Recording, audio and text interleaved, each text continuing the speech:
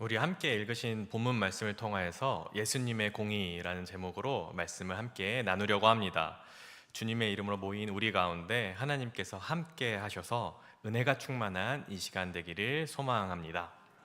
여러분, 공의가 무엇입니까? 그것은 공평한 의로움입니다. 모든 사람들은 세상이 공평하기를 원합니다. 세상의 의로움이 공평하게, 충만하게 나타나기를 원합니다. 그러나 사람들이 원하는 것처럼 오늘날 세상에 공의가 실현되고 있습니까? 사람들은 세상에 공의가 이루어지기를 간절히 원하지만 악한 인간의 그 시스템에서 완전한 공의를 이룰 수가 없습니다. 오늘날 우리가 체감하는 빈부격차, 악인의 성공, 선량한 사람들의 고통은 세상이 공평하지 않는다는 것을 증거합니다. 뉴스를 보면 남에게 피해를 준 악인들이 오히려 떵떵거리며 선량하게 살아가는 사람들이 고통을 겪는 그 소식들을 수없이 접하고 있습니다. 일례로 일제강점기 때 활약했던 독립운동가의 후손들은 오늘날 가난하게 살고 있지만 오히려 친일파 후손들이 국가를 상대로 몰수된 재산을 되찾고 호의호식하는 기사들을 본 적이 있으실 것입니다. 이러한 모습들을 보면 과연 우리 사회에 공의가 이루어질 수 있나 이런 회의감이 듭니다. 하물며 수천 년의 인간 역사에서 동양의 제자 백가들, 서양의 철학자들은 인간 세상에 공의가 이루어지도록 나름대로 철학과 사상을 펼쳤지만 실제로 완전한 공의가 이루어진 시대는 인류 역사상 찾아볼 수 없습니다. 그 이유는 바로 인간이 그만큼 악하기 때문입니다. 하나님께 반역한 죄인인 인간이 이기적인 마음으로 타인과 비교하고 더 많은 것을 가지려고 하다가 결국 평화가 깨어지고 공의가 깨어지게 된 것입니다. 그러나 하나님께서는 인간의 죄 때문에 이렇게 무너진 공의를 다시 세우기 위하여 하나님의 아들이신 예수님을 이 땅에 보내셨습니다.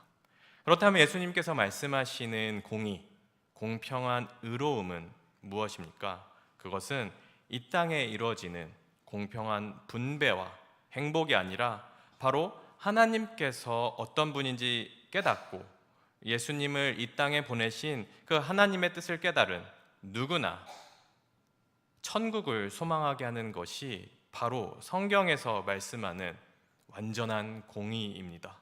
부자든지 가난하든지 남자든지 여자든지 어린아이든 노인이든 누구나 예수님을 온전히 믿는다면 그는 이 땅에서 예수님을 닮아가는 삶을 살아가고 나아가 천국문으로 인도됩니다. 오늘 본문은 예수님께서 귀신 들린 한 이방인을 고치시는 모습이 나타납니다. 당시의 유대인들은 이방인들에게는 구원이 없다고 생각하고 그들을 멸시하였습니다. 오직 하나님께 선택된 백성, 유대인들만 구원이 있다고 생각하였습니다. 그런 오늘 본문에서 예수님께서는 이방인을 고치시는 모습이 나타납니다. 본문을 통해서 예수님께서 어떻게 우리에게 공의를 세우시는지 함께 알아보려고 합니다. 먼저 오늘 본문 마가복음 7장 24절 다시 한번 함께 읽도록 하겠습니다.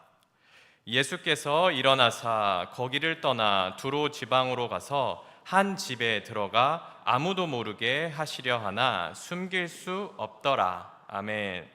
예수님께서 수로보니게 이 여인을 고치신 본문은 마가복음 7장 24절에 시작되지만 본문을 더욱더 잘 이해하기 위해서는 그 앞에 어떤 상황이 있었는지 알 필요가 있습니다. 마가복음 7장이 시작될 때 예수님은 제자들과 손을 씻지 않고 먹는다고 해서 바리새인들과 서기관들이 예수님을 비난하는 장면으로 시작합니다.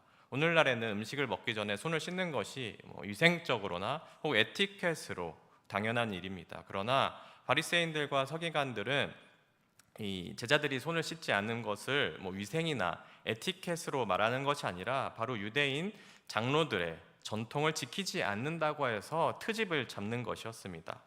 바리새인들과 서기관들은 이 유대인들의 전통을 지키지 않는 것은 곧 율법을 지키지 않는 것이기 때문에 이러한 모습은 예수님 사역에 정당성이 없고, 계속해서 예수님께서 자기 자신이 하나님의 아들이라고 주장하는 것은 신성모독이라는 것을 고발하고자 한 것입니다.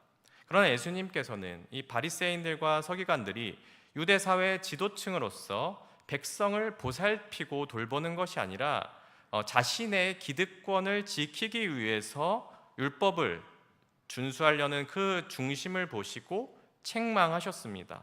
이렇게 마가복음 7장은 예수님께서 바리새인들과 논쟁하는 것으로 시작합니다.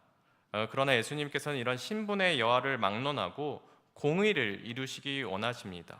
그리고 나서 드디어 본문 24절에 예수님께서는 논쟁을 마치시고 두로로 향하십니다. 여러분, 두로가 어디입니까?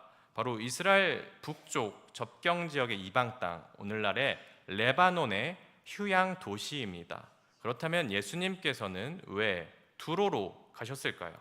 성경학자들 가운데 이것을 두고 예수님께서는 이 바리새인과 앞전에 논쟁을 하시느라 너무 심적으로 지치셔서 쉬러 가셨다고 본 학자가 있습니다. 그 근거로 두로는 지중해 연안에 경제적으로 번영했던 무역 도시이자 휴양 도시이기 때문에 예수님께서 두로로 가셔서 아무도 모르게 하려고 했다는 것이 기록되어 있다는 근거로 쉬러 가셨다라고 보는 사람도 있습니다. 그러나 어떤 학자들은 예수님께서 단지 쉬러 가신 것이 아니라고 주장하는데요, 저도 예수님께서 단지 쉬려고 두로에 갔다고 생각하지 않습니다. 전능하신 예수님께서 분명한 목적 없이 행동하실 리가 없습니다. 예수님께서 두로로 가셔서 아무도 모르게 하고자 하였지만 이 소식을 숨길 수 없다는 것을 이미 아셨을 것입니다. 그리고 자신에게 이제 누군가 나아올 것을 이미 아셨습니다. 그것은 바로 수로보니게 여인이었고, 결국 예수님께서는 이 여인을 만나러 가신 것입니다. 수로보니게는 시리아와 페니키아의 합성어로 시리안, 페니키를 한글로 번역한 발음이 수로보니게입니다. 시리안, 페니키, 수로보니게. 따라서 수로보니게는 시리아와 레바논 지역 이 페니키아에 사는 이방인을 부르는 말이고, 페니키아는 이 두로에 살았던 레바논 지역을 지칭합니다. 따라서 수로보니게 여인은 두로에 살고 있던 사람을 지칭합니다. 이 수로보니게 여인은 예수님께 나와야 할 만한 이유가 있었습니다. 그것은 바로 그녀에게 딸이 있는데 귀신이 들려서 모든 온 가족들이 고통을 받고 있었기 때문입니다. 그때 마침 하나님의 아들이신 많은 이스라엘의 병자를 고치신 예수님께서 이 두로에 온다는 것을 알게 되자 이 여인은 이 기회를 놓치지 않고 예수님께 용기로 다가가 딸을 고쳐달라고 부탁합니다. 그러나 예수님께서는 그녀의 간곡한 부탁을 거절하면서 이렇게 말씀하십니다. 마가복음 7장 27절 찾으셔서 함께 읽도록 하겠습니다. 시작. 예수께서 이르시되 자녀로 먼저 배불리 먹게 할지니 자녀의 떡을 취하여 개들에게 던짐이 마땅치 아니하니라. 자녀의 떡을 취하여 개들에게 던짐이 마땅치 아니하니라. 간곡한 이 부탁을 예수님의 대답이 너무 매정하게 들리지 않습니까? 아니 그냥 부탁하는 것도 아니고 귀신 들린 딸을 지금 고쳐달라는 예수님께 예수님의 대답은 그냥 단지 안 된다고만 해도 마음이 막 무너질 텐데 그냥 거절이 아니라 개들에게 떡을 던지는 것이 마땅치 아니하다라고 말씀하는 것은 마음이 안 좋을 것 같습니다. 유대인은 자녀로서 보살핀다고 하시지만 이방인인 수로보니게 여인과 그 딸은 순식간에 개가 되었습니다. 세계 2차 대전 때 독일인들의 이 가게에 이런 팻말이 있었습니다. 개와 유대인은 출입금지. 우리나라도 일제강점기 때 일본인 상점에도 이렇게 문구가 있었습니다. 개와 조선인은 출입금지. 개는 동서고금을 막론하고 이방인들을 업신여기며 하찮게 부를 때 비유로 표현하는 단어입니다. 마찬가지로 이 수로보니게 여인도 예수님께서 자신의 가족을 개라고 지칭할 때 그 마음이 어땠을지 모르겠습니다. 얼핏 보기에 예수님의 이 대답이 너무나 매정한 것 같습니다.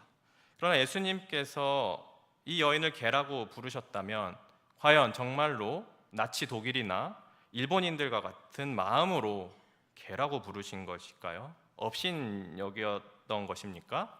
그렇지 않습니다.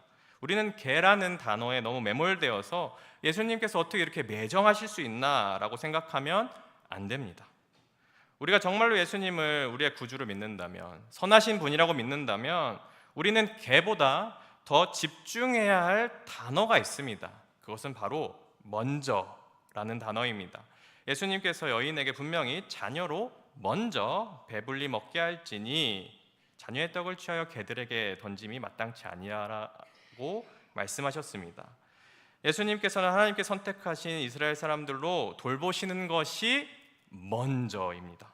먼저가 무엇입니까? 헬라어로 프로톤, 영어로 first로 번역됩니다. 먼저는 바로 첫 번째 순서를 의미합니다. 그렇다면 먼저 첫 번째가 있다면 그 후순위, 다음 순위도 있는 것입니다. 따라서 예수님께서는 세상 사람들 가운데 이스라엘 백성만 돌보시는 것이 아니라 모든 사람들을 돌보신다는 것을 깨달아야 합니다. 이때 모든 사람들을 돌보시지만 이스라엘 백성을 먼저 첫 번째로 돌보신 후에 그 후에 이방 민족도 돌보신다는 것을 우리는 알아야 합니다. 수로보니게 여인은 먼저 유대인을 돌보신다는 예수님의 말씀에 한 번 더 용기를 가지고 겸손하게 이렇게 간청합니다. 마가복음 7장 28절 함께 찾아서 읽어보도록 하겠습니다. 시작. 여자가 대답하여 이르되 주여 올소이다마는 상 아래 개들도 아이들이 먹던 부스러기를 먹나이다. 아멘. 예수님께서는 자신의 자녀인 이스라엘을 먼저 돌보시고 그 후에 이방인을 돌보신다고 그 사실을 수로보니게 여인도 인정합니다. 그러나 자신의 딸을 고치는 것은 아이들이 먹다가 흘린 부스러기를 개가 먹는 것과 같다고 이렇게 다시 한번 간청합니다. 수로보니게 여인은 예수님께서 자신을 개로 부르는 것에 결코 섭섭해하거나 상처받은 것이 아니라 있는 그대로 인정합니다. 자신들이 개로 불릴 만큼 죄가 많은 이방인이란 사실을 인정하는 것입니다. 그랬더니 어떻게 됐죠? 이 고백을 들으신 후에 예수님께서는 그 여인의 간청을 들어주셔서 그의 딸에게서 귀신이 나갔고 고침을 받게 되었습니다. 여러분, 이 본문을 보고 우리가 단지 예수님 앞에서 납작 엎드려서 간청하면 그렇다면 그것을 들어주신다고 이해하면 안 됩니다. 성경 전체 넓은 맥락을 이해해야 합니다. 성경에서 두로와 함께 세트로 도매급으로 나오는 도시가 있죠. 시돈입니다. 두로와 시돈. 두로와 시돈은 레바논의 도시로 서로 아주 가깝게 붙어있는 도시입니다. 그리고 이 두 도시는 단순히 그냥 어떤 이방 도시가 아니라 바로 바알과 아세라 우상의 본산, 발원지입니다. 따라서 이사야, 예레미야, 아모스 등 많은 구약의 선지자들이 두로와 시돈의 죄를 아주 크게 책망합니다. 구약 열왕기 시대에 북이스라엘을 대표하는 가장 나쁘고 악한 왕이 있습니다. 누구죠? 아합 왕입니다. 그리고 그 아합 왕의 부인인 이세벨이 시돈 출신으로서 이스라엘의 바알과 아세라 우상을 들여온 왕비로서 장본인입니다. 하나님께서는 아합과 이세벨로 하여금 이스라엘의 바알과 아세라 우상이 들어오게 되자 3년이 넘도록 그 지역에 비를 내리지 않게 하셨습니다.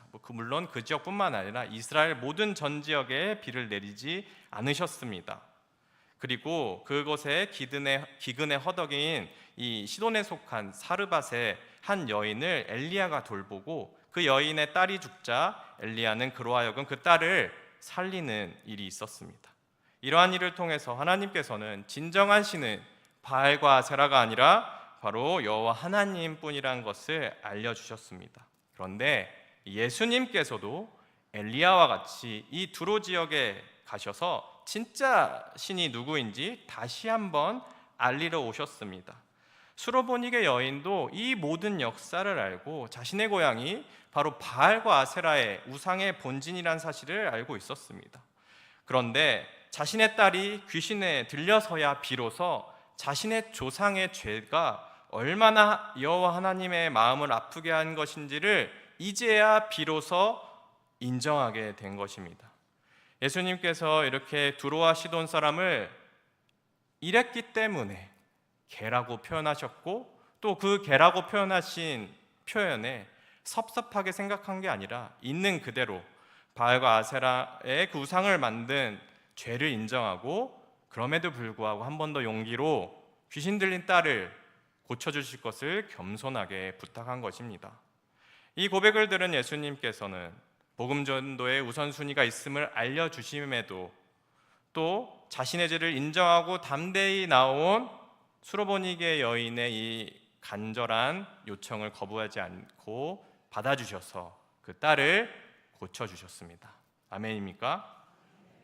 본문을 통해서 우리는 우리의 인간적인 소원을 이루기 위해서 예수님께 단지 납작 엎드리고 저를 개라고 불러도 좋습니다, 제 소원을 들어주십시오, 제 기도 제목을 들어주십시오 라고 그것을 받아낼 수 있다고 생각하면 안 됩니다. 수로보니게 여인과 같이 우리는 우리의 죄가 얼마나 큰지, 우리가 얼마나 하나님을 반역한 어마어마한 죄인인지를 인정하고 깨닫고 고백할 때 변화가 일어나고 기적이 일어난다는 것을 깨달아야 합니다. 여러분, 죄인인 우리는 예수님께 돌아가야 합니다. 그리고 예수님께서는 자신에게 돌아오는 모든 자들을 결코 막지 않으십니다. 이것이 바로 예수님의 공의의 시작입니다. 그가 누구였던지, 얼마나 큰 죄를 지었던지 간에 예수님께로 돌아온다면 그를 구원하시는 것이 바로 예수님의 공의입니다. 여러분께 그리고 또 말씀드릴 것이 있습니다. 예수님은 신실하신 분입니다. 따라서 자신이 하신 약속은 반드시 지키십니다. 그런데 그 신실하신 예수님, 하나님께서 약속을 어기실 때가 있어요. 아니, 목사님 방금 신실하시다면서요, 약속을 어떻게 어기시죠? 그것은 바로 어떠한 사람도 용서해 주신다는 것입니다. 신명기 23장 3절 제가 읽도록 하겠습니다. 암몬 사람과 모압 사람은 여호와의 총회에 들어오지 못하리니 그들에게 속하는 자는 10대뿐이 아니라 영원히 여호와의 총회에 들어오지 못하리라. 아멘. 모세가 하나님께 율법을 받을 때 암몬 사람과 모압 사람은 여호와의 총회에 언제까지요? 영원히 들어오지 못한다고 하였습니다. 여호와의 총회가 무엇인가요? 천국에서 하나님과 함께하는 모임입니다. 즉 천국 구원이 여호와의 총회입니다.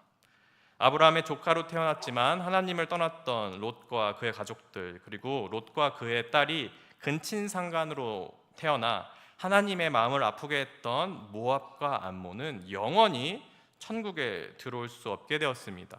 그러나 여러분, 정말로 모압과 암몬 자손이 영원히 천국에 들어가지 못했습니까? 아닙니다. 모압 자손 가운데 천국에 간 사람이 있죠. 바로 다윗의 증조할머니 룻이 있습니다. 룻은 모압의 여인이었지만 하나님을 믿었습니다. 자신들의 조상의 죄에서 돌이켜 과부였던 룻은 시어머니 나오미를 섬기며 그의 하나님을 믿었습니다. 그녀는 여호와의 총회에 영원히 결단코 들어올 수 없는 모압 여인이었지만 그의 회개를 하나님께서 받아주셨습니다. 그러면 의미는 무엇이죠? 죽어야만 마땅했던, 지옥에 가야만 모든 죄인을 용서해 주신다는 것입니다. 회개한다면 하나님은 용서하십니다. 회개한다면 예수님은 우리의 모든 죄를 용서하십니다. 구약의 룻과 라합이 구원받은 이방인의 대표자이고, 신약에서도 자세곡감 장수 루디아, 브리스길라와 아굴라 부부도 사도 바울이 전도한 모든 이방인들이었습니다. 이방인들이라도 하여도 하나님을 바라보고 하나님을 믿는 모든 사람들은 그의 믿음으로 말미암아 구원을 받습니다. 이후 로마 시대를 거쳐서 이방인이었던 온 유럽이 복음화가 되었습니다. 그리고 근대를 거쳐 유대인의 입장에서 이방인이었던 우리나라도 150년 전 구한말에 오신 선교사님들을 통하여 복음이 전해지고 무속신앙과 우상에 빠져있던 죄를 회개하고 하나님께 우리나라 백성들이 돌아옵니다. 따라서 오늘날 대한민국에서도 그리스도인들이 믿음으로 예배 자리에 이렇게 우리가 나올 수 있었습니다. 이렇게 하나님께서는 자신의 선포하신 약속을 취소하실 때도 있습니다. 그것은 바로 하나님께로 말미암아 영원히 원수된, 우리의 죄악으로 인해 원수된 인간에게 선포하신 영원한 저주를 바로 하나님 앞에 회개로 돌아올 때 깨뜨리신다는 것입니다. 본문의 수로보니게 여인도 자신이 얼마나 하나님의 마음을 아프게 한 사람이었는지 인정하고 예수님께 겸손한 모습을 보일 때 귀신 들린 딸이 치유되는 기적을 만났습니다. 여러분들도 하나님 앞에 어떤 사람이었든지 여러분의 죄를 고백할 때 예수님께서 모두 다 받아주시고 변화와 그 기적을 마주하게 될 것입니다. 이후 예수님께서는 수로보니게 여인을 고치신 후에는 곧장 갈릴리로 가셔서 이번엔 유대인을 고치십니다. 이처럼 예수님은 유대인이나 이방인이나 차별하지 않고 고쳐주시는 분입니다. 단지 우선순위가 유대인이었을 뿐이지 모든 사람들이 하나님 앞에 나와 회개하는 모든 자들을 막지 않으시고 구원하시는 공의로운 분이십니다. 제 이야기를 조금 하도록 하겠습니다. 저는 개인적으로 중학교 3학년 때 교회에 처음 출석하였습니다. 물론 더 어렸을 때 크리스마스나 부활절 때 어떤 행사가 있을 때 교회 간 적은 있습니다. 선물을 받기 위함이죠. 정식으로 출석한 것은 중학교 3학년 때였는데 이 사실을 말씀을 드리는 것은 저희 가정은 불신 가정이었고 저희 가정 가운데 가장 먼저 신앙생활한 사람이 저였다는 것을 의미합니다. 그런데 제가 처음 교회에 출석하고 얼마 지나지 않아 저는 하나님께서 불공평하신 분이라는 것을 느꼈습니다. 제가 교회에서 둘러보았을 때 온 가족이 함께 신앙생활하는 것이 얼마나 좋은 일인지를 깨달았으면서도 왜 저는 하나님께서 이런 불신 가정에 태어나게 하셔서 왜 이렇게 제가 힘들어야 했는지 하나님을 어느새 원망하고 있었습니다. 특별히 송구영신 예배를 드릴 때마다 저는 너무나 힘들었는데요. 송구영신 예배 밤늦게 끝나잖아요. 그렇게 끝나는데 온 가족들이 삼삼오오에 모여서 목사님들과 덕담을 주고받는데 저는 혼자 왔다가 혼자 돌아가야 했습니다. 얼마나 그 길이 쓸쓸했는지 몰라요. 집에 가면 새벽이지 않습니까? 그럼 왜 이렇게 늦게 왔냐고 아버지께 혼을 났습니다. 그럴 때면 저는 가족 가운데 왜 저만 홀로 두신 하나님 어찌해서 이렇게 불공평하십니까? 원망했습니다. 그렇게 어려움 가운데 신앙생활하다가 신명기 5장 10절 말씀을 접하였습니다. 나를 사랑함으로 나의 계명을 지키는 자에게 1000대까지 복을 내려주신다는 이 말씀을 통해서 저는 저의 부모님이나 저의 조상의 문제를 제가 해결할 수는 없지만 나의 자녀, 나의 후손은 1000대까지 복을 받기를 소망했습니다. 그리고 수로보니게 여인과 같이 저는 그동안 하나님을 알지 못하고 어찌하여 하나님을 원망하였는지 하나님께 저질렀던 죄들을 회개하였고 이제 저의 자녀들은 세상의 유혹을 이기고 믿음을 위해 바로 서기를 소망합니다. 이처럼 예수님께서는 자신에게 돌아오는 누구에게나 천국을 소망하는 그 복을 주시는 분입니다. 사랑하는 계산교회 성도님 여러분, 예수님을 믿으며 살고 계시지만 혹시 여전히 세상이 불공평하다고 생각하시는 분이 계십니까? 맞습니다. 악인들이 가득한 이 세상은 예수님께서 이 땅에 오신 지 2000년이나 지났지만 여전히 불공평합니다. 빈부의 격차는 여전하고 악인은 선한 사람들을 압제합니다. 이러한 상황 가운데 믿음이 없는 세상 사람들은 불공평함을 넘어 지독하고 잔혹한 현실을 마주할 때 신이 있다면 이럴 수 없다며 도리어 하나님의 존재를 부정하는 사람들이 너무나도 많습니다. 그러나 예수님께서 이루시는 완전한 공의는 이러한 것이 아닙니다. 예수님의 12제자들을 예수님께서 이스라엘 다스림으로 로마의 식민지에서 벗어나 부강한 나라를 만드는 것이 그들이 생각했던 공의입니다. 그러나 예수님께서 이루시는 공의는 그러한 것이 아닙니다. 누구나 예수님을 구주로 믿을 때 그에게 내려지는 천국 소망과 평안이 바로 예수님의 공평한 의로움입니다. 오늘 마가복음 본문을 통해서 하나님께서 예수님을 이 땅에 보내신 이유가 무엇인지 깨닫고 수로보니게 여인과 같이 자신의 죄를 회개함으로 말미암아 하나님을 만나고 예수님의 일하심을 느끼는 여기 계신 모든 괴산교회 성도님들, 저와 여러분이 되기를 간절히 소망합니다. 기도하겠습니다.